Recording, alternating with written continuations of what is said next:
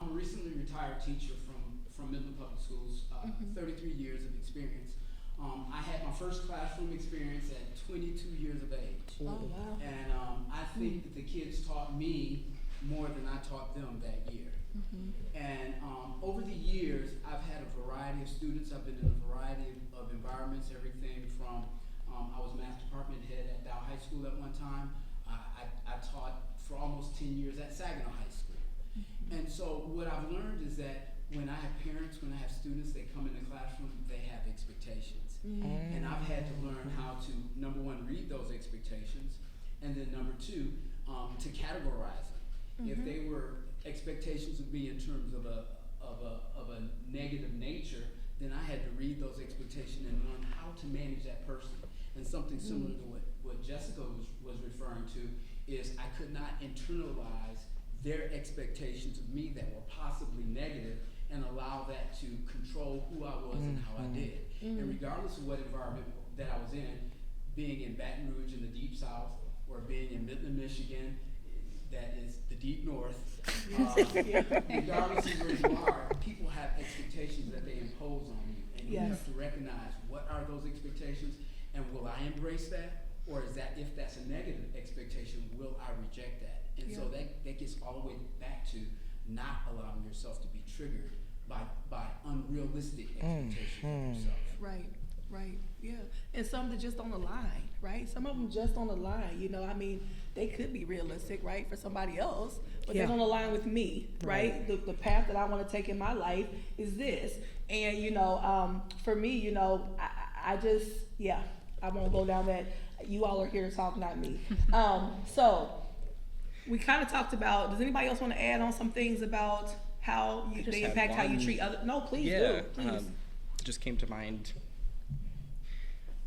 and just went out of mind, so go ahead. I'll take it then. Please, Christine. So the question was basically how do we see that we've used social expectations, and how do they impact how we interact with others? Yes. So when you ask that question, the first people that come to mind are the people that I love the most, right? And I think about so social expectations. There's big ones, and there's also smaller ones, right? And so I think about my siblings or my wife who's in the crowd, and I think about the social expectations that really came from my grandmother mostly. I'm thinking about, you know, like chewing with your mouth closed, you know, being certain, like, you know, speaking when you're spoken to, or, you know, if you're gonna have people over at your house, making sure the house is spotless before people come over, like we don't live there or something, you know.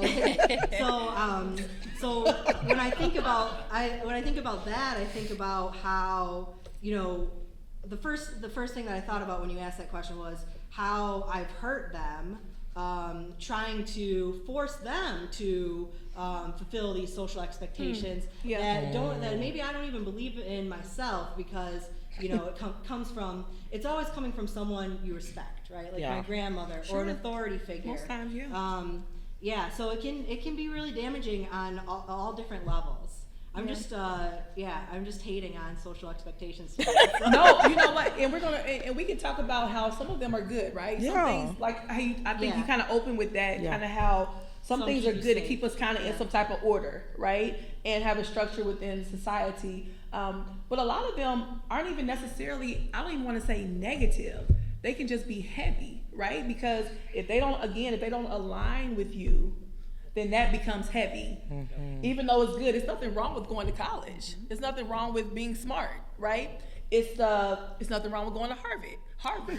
But the point is that if that does not align with me, that's when it becomes unhealthy, you know, when people put them on you. So did you want to add anything on how you interact with others? Yeah, I would say the first thing I thought of when Aaron asked the question was not necessarily like any specific instances, but just the way we present ourselves to people.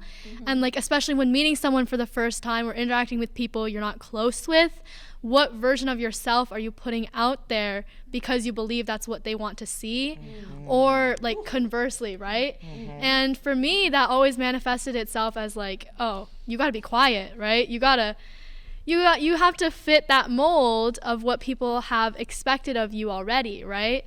And like it's kind of like the hamster cage circle thing, where it's just like that toxic cycle of like the more you become what others think you should be, the more you feel like you have to stay there because that's what is already expected of you at that point. So I basically became like the model Asian kid because I thought that's what everyone wanted me to be. I thought that's what would make other people happiest, right? Like I did study all the time. I had like no friends. I would just literally stay at home and do my homework, and all that stuff. And it was like the way I interacted with people, the way I talked to people, the way I made new friends, or the way I just, every person I met on the street, I was always thinking about like what they thought of me and who I wanted to present myself as. And I feel like the more that we think about societal expectations, the more we think about like when we are out there in the world interacting with each other, how much of that is our authentic self and how much of that is what we expect ourselves to look like to them, right? Yeah, and I like that, Jessica, because you know that also makes me think about how we make people feel when we put these expectations on them, right?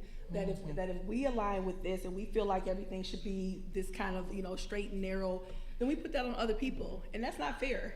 It's not fair. Instead of allowing people to come as they are and say, hey, this is who I am. I welcome you that way, and then we can figure out how we're going to mesh together, right? That could be definitely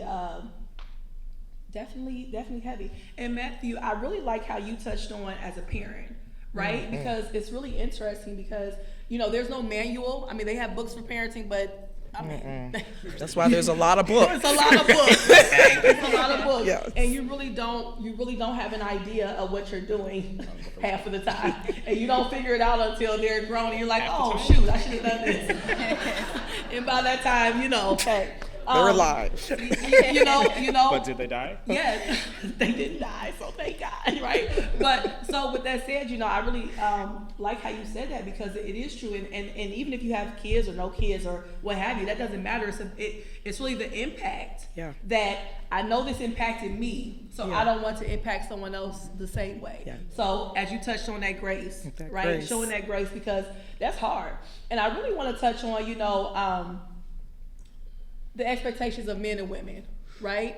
And, you know, I don't like putting people in boxes, but it's a real thing. When people see us, they have certain expectations on us. You know, I mean, even like I think about sometimes for men, it's this idea that you have to be tough and you have to like be brave and you have to do all these manly things, right? You know, burping and scratching and, you know, all, you know, lifting and all this kind of stuff, right? I mean, not wear certain colors. Right. I really want to ask you all, I mean, because I mean, I think a lot of times, you know, us as women, we talked about different things that we went through. You know, Christine, you know, you shared your example when you were younger. I mean, you all talked about things. I mean, how do you all feel, you know, as men?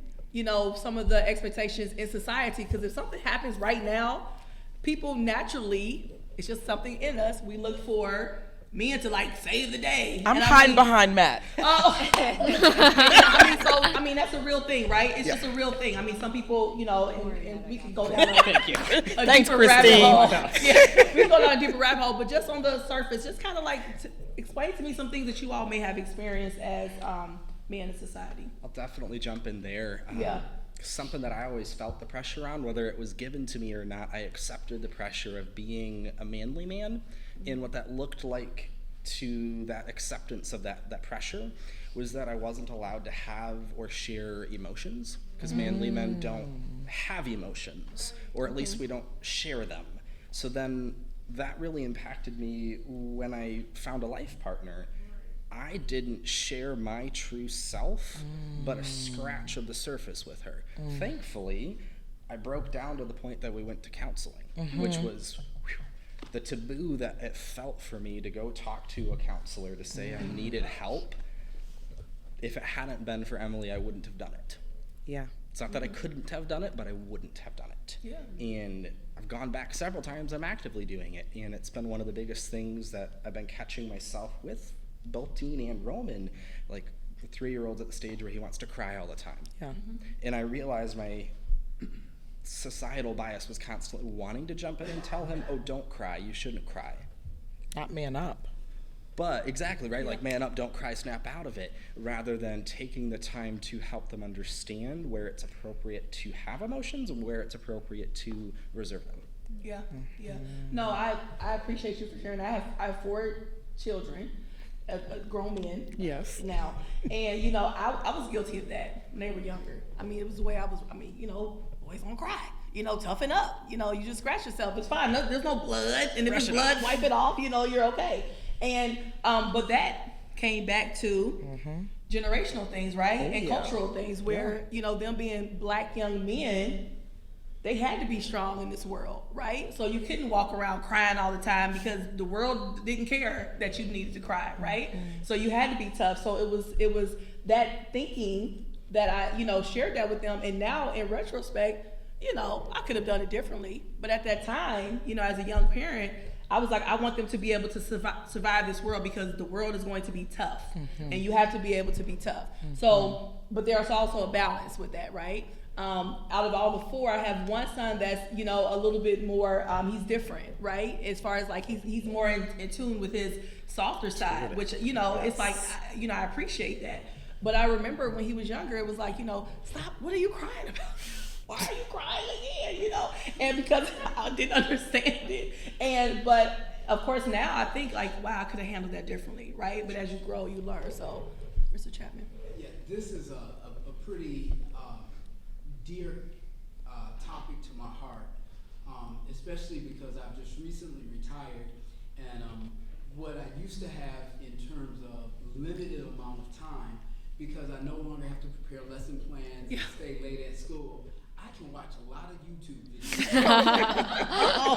Me too, man. And for those of you who are not aware of this, there's a whole new concept out there on YouTube called manosphere, red pill, MGTOW. Yes, we were just watching that the other day. Men's rights agencies, and it is pretty interesting.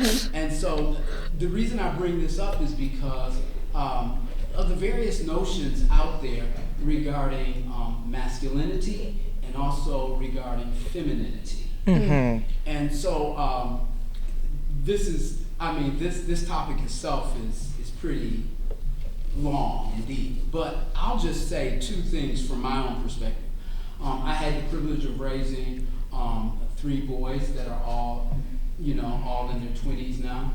And the thing for me, just like Aaron was, we live in a society that's not fair. That's not fair to men in particular, because of the requirements that are placed on men.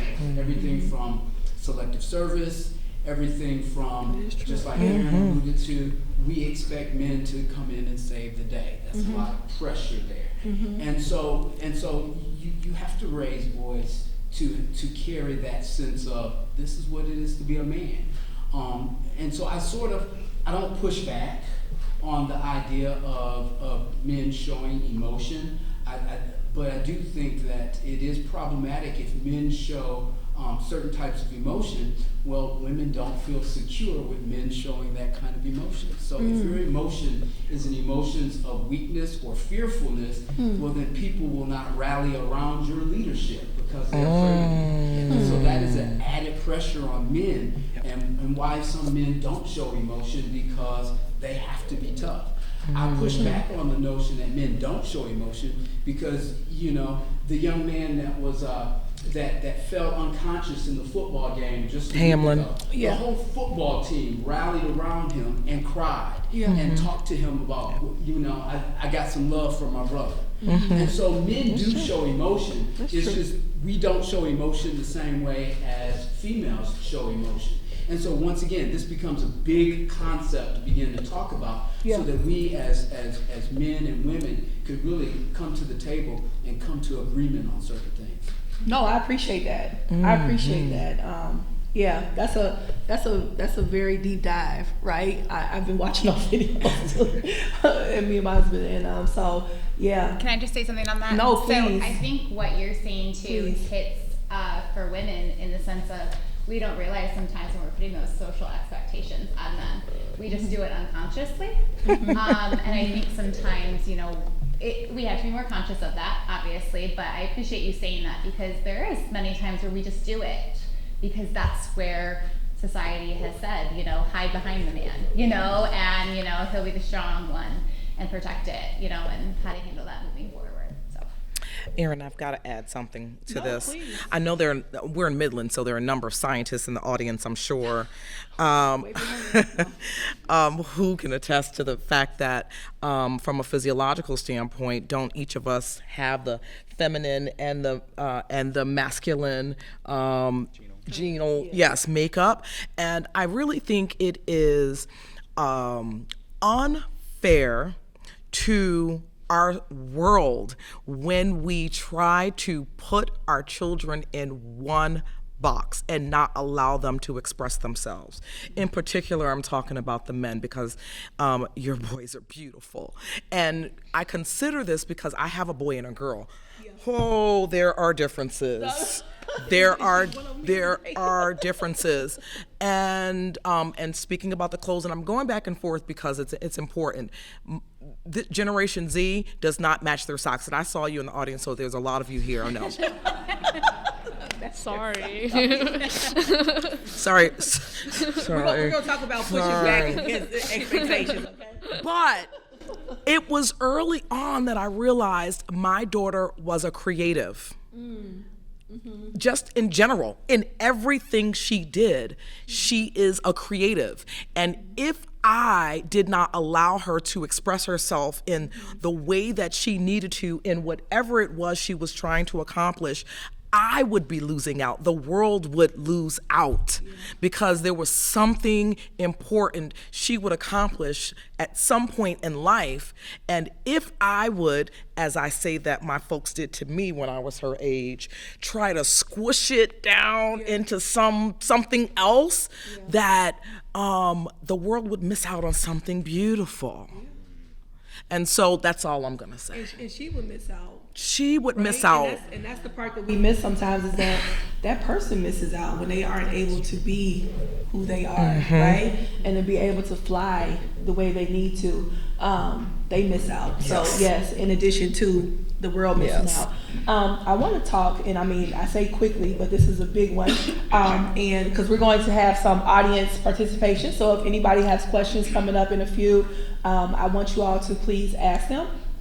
But I want to talk about the assumptions sometimes we have towards different cultures, races, and I mean, we talked about gender already, so we don't have to double back. But you know, some cultures, you know, people. I know for myself, people assume like my political views by what I look like.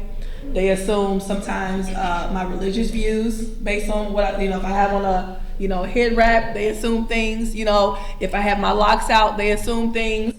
If I just show up as a black person, they assume things. And so, and oftentimes I'm like, you have no idea. You have no idea because you haven't taken the time to ask. Yeah. But how do we, as a society, and we can speak personally as well, how we make these assumptions about people, especially talking about, culturally and like racial, sometimes the assumptions that have either been made about us or how we, view others. Anybody want to add something to that? So I know I will start this off. For myself again. People make assumptions about different things that I believe, and I think that we do that sometimes. And I know it's hard for us to admit the stuff that we do. So if you guys don't want to share that, you don't have to. But even sometimes, for me, when I first moved here, I moved here 18 years ago. I did not realize I've been here, and I've probably been saying 18 a couple years, so it may be more 20 than that. years. It may be more than that. But when I first moved here, this was interesting. Midland was an interesting phenomenon for me, okay? Because I never went anywhere that didn't have a second level mall. Like I had never seen that before. That was plazas. We call those plazas back home, right? You run in there to a plaza. And, I never saw a place that didn't have an elevator or an escalator. Like, I just had not seen that, right? I never went into a Meijer and literally it was a sea of people that did not look like me. I'd never seen that before. I never went somewhere where you couldn't order anything but pizza. You know, we could order Chinese, you know, we could order Mexican, we could order all different type of cultural foods that I loved, right? And so that was hard for me, you know, to see how do I fit in, because there were already a societal culture, you know what I mean, that I had to now fit into and figure out how that worked for me. So I did have some assumptions about this area when I first moved here, because people would ask me, you know, are you from the city? You know, because I had big earrings, and I'm like, I'm from a city. Isn't this a city too? You know what I mean? And you know, so different things. So I started to, when I first moved here, I started to dress down because I was always too bright and too big, you know what I mean? So I started wearing more neutral colors to just kind of like fit in, because people would make such a point to point out, you know, where are you going? I'm like, to the grocery store, you know what I mean? But they wanted to know, because I didn't fit into what, you know, people were wearing, like the Dockers and the little cardigan sweaters, and you know, and I'm like, you know, trying to wear my earrings, and people would touch them. So that's what I'm talking about. Like sometimes, you know, areas or different groups of people can cause you to even change yourself, right? Yes. Because you want to just kind of fit in, and like you're tired of the question. So has anybody experienced that? Well, Erin, I am going to share, alluding to this Midland phenomenon that you speak of. It's a really good descriptor for Midland. Interesting phenomenon. I also am not from the state of Michigan. So I'm from a large city, New York City. And when I moved to Michigan, all I knew was it was always easy for me to find a job. So I got a job, and immediately my coworkers were saying, you speak really fast, don't you? Oh, you just get straight to the point. And I was like, what are they talking about? You asked me a question, I answered it. Yeah. Oh, you want me to beat around the bush. Yeah. And in New York, we're walking too fast to try to catch that train, because if I wait for the next one, I'm going to be late. Right? And so we, you know, that, and I realized that was a major cultural difference for me. And there were expectations of me to slow down my speech, etc. But when we moved to Saginaw, I live in Saginaw, and I told the people, the 4 or 5 folks that I actually knew in Saginaw, that I had gotten a job in Midland. Oh boy, did they let me know what I should expect from the folks here in Midland. What I should expect and what I shouldn't expect. So I learned, I followed suit, because I had already experienced some things moving to Michigan that I was like, listen, I don't have time. I've got small babies in Saginaw. Let me make sure when I'm riding down y'all's streets that I stay at that 30 miles an hour. Because y'all know this is interesting to us, right? City folks who have to 30 miles an hour, because I don't have time to be stopped by anyone in Midland who already don't want me here, which is what I was told, okay? And so there were expectations of, you go to work, set on me, you go to work, you get out. But then my coworkers started to invite me to their homes, and we would go out, and I learned Midland, and I knew Midland better than I knew Saginaw. And so I began to love Midland. I don't want to live here, but I love to come here, right? Y'all make good cakes and stuff, and you know, but I love it here. But again, it impacted the way I engaged with anyone. I made sure I had my gas before I got here and I could get home. I made sure that my hands were on the steering wheel at 10 and 2, right? That's what they didn't change that. And I didn't want to have any kind of negative interactions in the city of Midland, because I didn't know if I was going to be treated like I would have expected to be treated otherwise. Right. But I had to open up, and it took people to give me a different experience, to begin to expect different from what those expectations that people had already placed on Midland for me. For me. Yeah. Thank you for sharing that. I have something also. No, please. Yeah. A couple of different things. I sort of alluded to this a moment ago in terms of my profession as a teacher and being able to adjust to the expectations that are imposed upon me. And I have two stories to sort of illustrate that and to bring it home. Because I started my career off in Baton Rouge, Louisiana, the Deep South. There, just north of Baton Rouge, Louisiana, there at that time was a place. It's still there, but it's not as terroristic as it was when I was going to Southern University. The place that's right north of Baton Rouge is called Denham Springs, and Denham Springs was a noted place in terms of being a sundown town for black people, meaning you did not want to get caught in Denham Springs after dark as a black person in Baton Rouge, Louisiana. In my matriculation as a college student, and then the subsequent year that I taught there, and then once I went back to Louisiana and taught another 5 years at a private school in Louisiana, I had never been referred to or heard the N-word. In all my experience in the South, Baton Rouge, Louisiana, Michigan. I'm an hour and 15 minutes away from New Orleans. Not one time was I ever referred to in terms of the N-word, or even heard the N-word around me. Went to a large mega church that was predominantly white. And when I say large, I'm saying on Sunday morning, we saw 4,000 people in the building. That's how large the church was. But in my interaction with the pastoral staff and with everyone else there, and then once I started working at the school there, never once was I referred to in terms of that derogatory term. That term did come up when I went back to Louisiana after moving to Indiana. But prior to that, what I wanted to say is 4 years of college, 1 year of teaching in the public school system. So then I decided to go to South Bend, Indiana. Oh yeah, yeah. And so at that time, I decided I wanted to become wanted to go to Bible school, and I had wrecked my car, and so I was walking down this road on the way to go to the teacher warehouse so I can get some things to decorate my bulletin boards in my classroom. And I remember just walking, and someone was driving by me, and they yelled out the N-word. And I remember thinking, welcome back to the North. And so my experience in the South was they were pretty plain about it.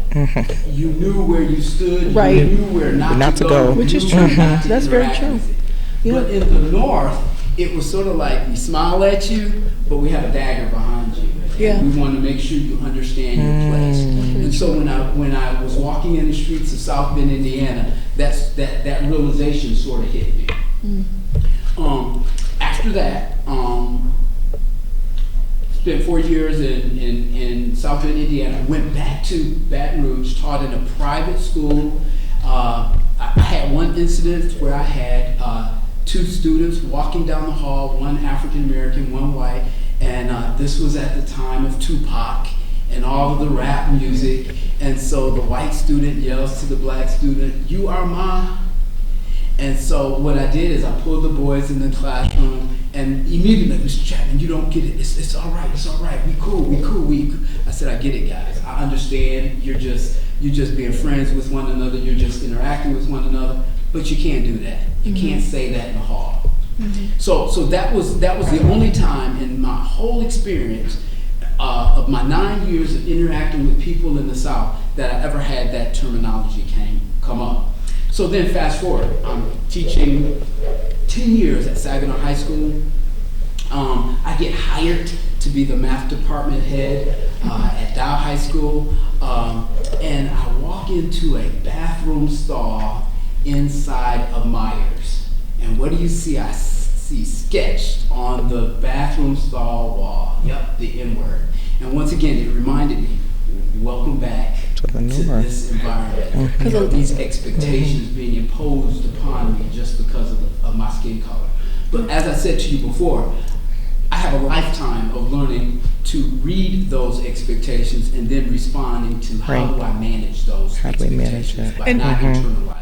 And that's a gift, though. I mean, because people are still trying to figure this out, right? How to navigate through this. Because, and I do want to take some audience questions, and I just want to kind of leave us, because I wanted to get to this, but we may not have time. But how the idea of failure, you know, is really based on societal expectations. You know, if you don't succeed at this, if you don't make it to this, if you don't do this by this age, you know, if you don't do this, you know, I mean, I know for myself, you know, it's like when I turned 40, I was like, oh my goodness, I'm still trying to figure my life out. Too. You know what I mean? And I thought I was supposed to have something, you know, figured out by now. So, you know, we have these different expectations, and then sometimes I don't like using the word failure, and people know that about me. I don't like that word because you do feel this disappointment. When you know, it's a negative connotation that comes along with it for me. Sometimes life just shifts.